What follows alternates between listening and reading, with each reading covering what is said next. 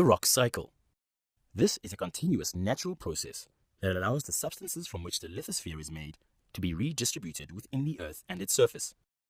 This means that the rocks are formed, broken down, and reformed again.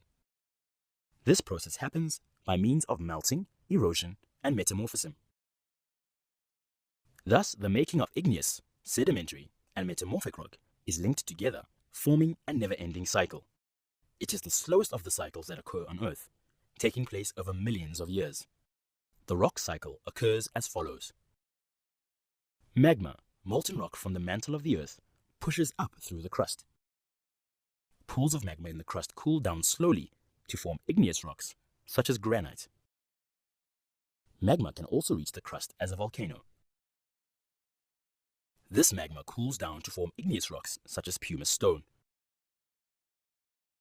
Rocks on the surface of the Earth are weathered by heat, cold, wind, and water to form smaller particles.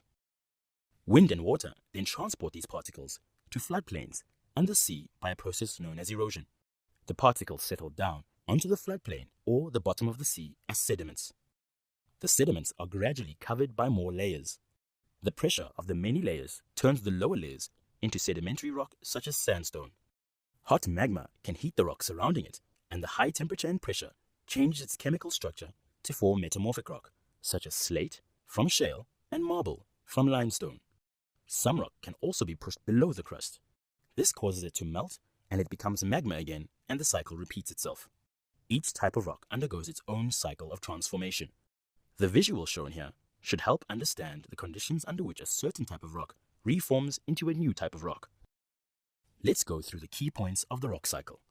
The rock cycle is a continuous natural process during which rocks form, are broken down, and reform over millions of years. The cycle occurs as follows. Rocks form from magma. They are exposed to the weathering in the crust due to heat, cold, wind, and water, and erosion by wind and water. The particles are laid down as sediments in layers. The pressure of many layers, one above the other, turns the lower layers into sedimentary rock. Hot magma heats the surrounding rock, changing its chemical structure to form metamorphic rock. Some rock is also pushed below the crust. This rock then melts and becomes magma again. Need more help? Subscribe to our channel. Can't wait that long? Ask Nasky to help you. Anytime, anywhere.